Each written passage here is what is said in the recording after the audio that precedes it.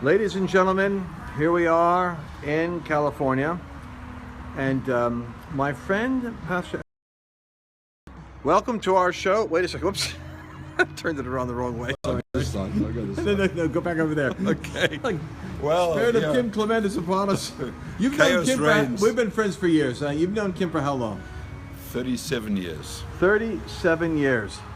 Tell the story about the drug addiction guy that we just shared. Well, I just shared with Lance the first time that I ever experienced, or that Kim ever experienced, what I would call X-ray vision. And that was way back in the 90s. And I took him to a church in Amsterdam. I'm going to spin over here because I just realized I got a microphone sitting over my head. Okay, Right, go ahead. a large church in Amsterdam. Yep. And during the meeting, he called a man forward and looked at him and he said, "So you're a drug addict?" And the chap said, "No, I'm not."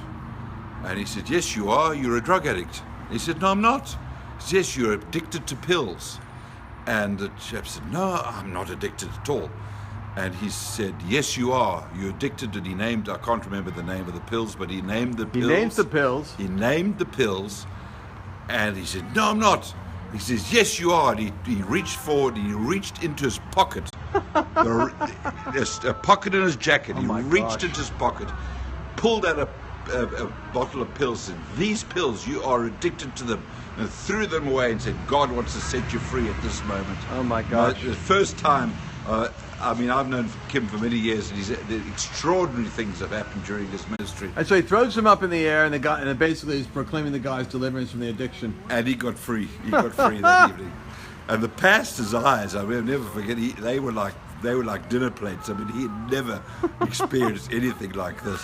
My But that's gosh. Kim. I mean, extraordinary. How did you things. end up connecting with him in the first place? Well, I met Kim when we got saved back in Durban in the late 70s, beginning 80s.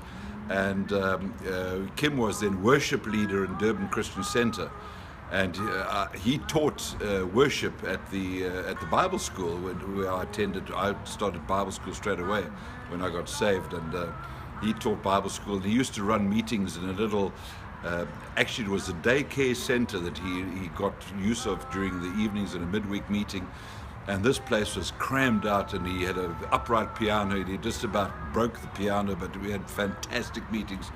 And I remember back in those days, I mean, I'm talking long ago, this is 1980, 81, where Kim wasn't, he was a poor prophet in those days. And I was manager of a ship chandling company in Durban, and we had a big freezer full of food. We used to supply food to the ships, and we had some chickens, a whole case of chickens that were just out of date. Nothing wrong with the chickens, and I loved Kim then, and we brought chickens to Kim. I'll never forget that, and he had food to eat, so it was wonderful.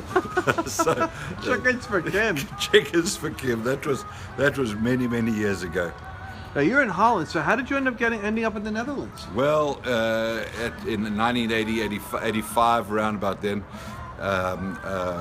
due to circumstances, I had an opportunity to relocate.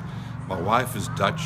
My kids are small, and things weren't, that great in South Africa in those days. It was still apartheid time, and we decided to go to the Netherlands. And because of my wife being Sure. Dutch, we could go, and so we relocated, and we sort of saw it was God's purpose for our lives.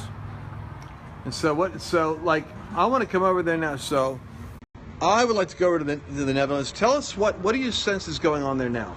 Well, like in the world, you've had a radical thing happening here with the Trump election here in the States.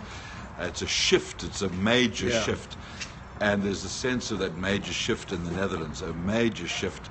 We're having elections next year. I think it's March. I'm sorry, Eric. I sent the Uber to the wrong address. We moved hotels.